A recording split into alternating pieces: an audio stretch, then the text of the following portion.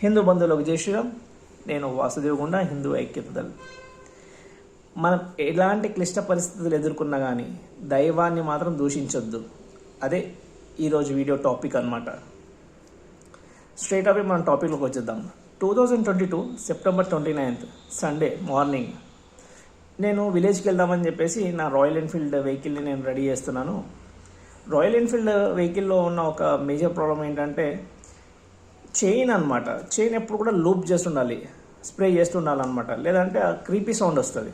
So నేనేం చేశానంటే అందరు చేసినట్టే సెంటర్ స్టాండ్ చేసేసి ఫస్ట్ గేర్లు వేసేసి చైన్ తిరుగుతుంటుంది అనమాట, టైర్ తిరుగుతుంటుంది, స్ప్రే చేయాలన్నమాట.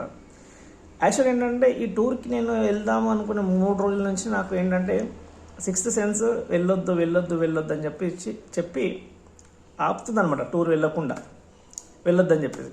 కానీ టూర్ వెళ్ళడం కొంచెం ఇంపార్టెంట్ కాబట్టి అయినా కానీ నేను అన్ని పట్టించుకోకుండా నేను నా వెహికల్ని రెడీ చేస్తున్నాను. నేను ఈ స్ప్రే ఎప్పుడైతే చేస్తున్నానో నేను ఏం చేశానంటే అక్కడ చైన్ మీద ఏదో బురద ఉందని చెప్పి అబ్జర్వ్ చేసి చైన్ని పట్టుకున్నాను అనమాట.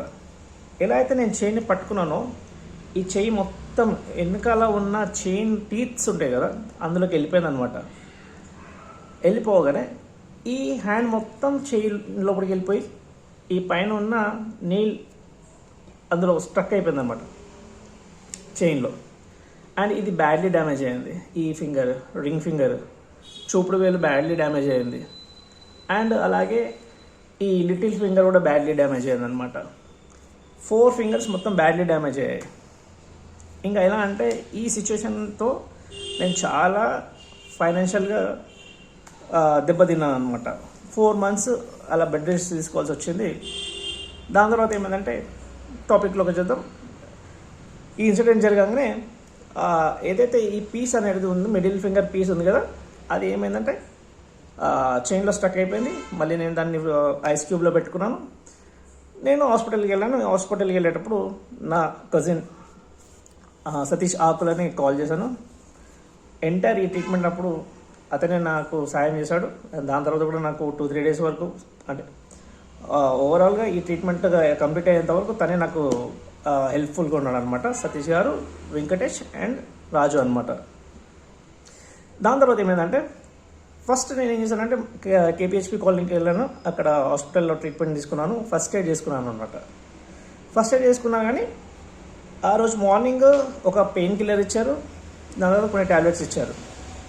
నేనేం చేశాను, మా కజిన్కి ఏమని చెప్పానంటే మామ నన్ను దుర్గామాత టెంపుల్కి తీసుకెళ్ళు అని చెప్పాను.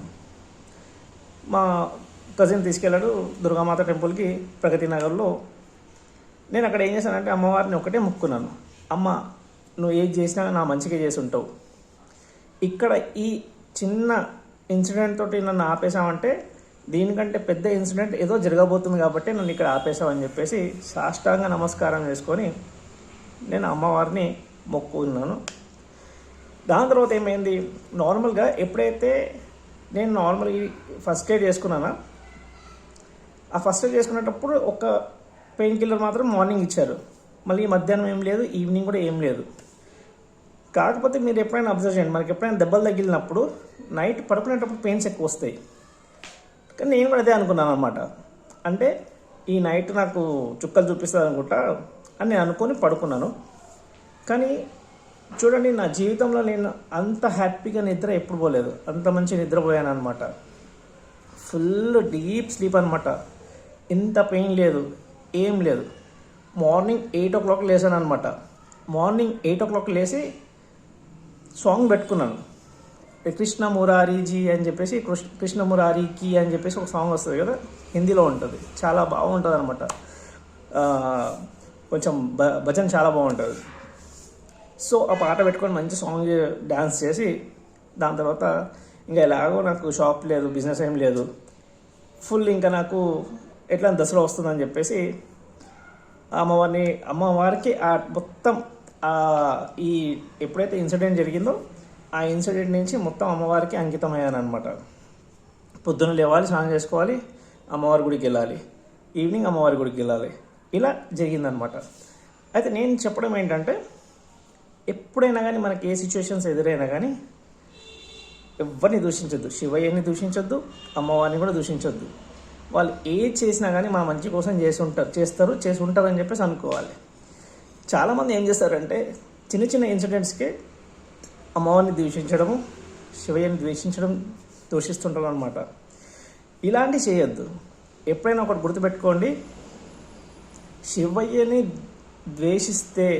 దూషిస్తే శివయ్య గారు ఏమనుకోరు, కానీ పార్వతీమాత గారు మాత్రం చాలా కోప్పడతారు. ఇంకా మన జీవితంలో కోలుకొని అన్ని కష్టాలు ఎదుర్కోవాల్సి వస్తుంది అనమాట. అందుకోసమే నేనేమంటున్నానంటే ఎవరైనా కానీ మనకి ఏది ఎదురైనా కానీ పాజిటివ్గానే తీసుకోవాలి. ఏది జరిగినా కానీ మన మంచి కోసం జరిగింది అనుకోవాలి.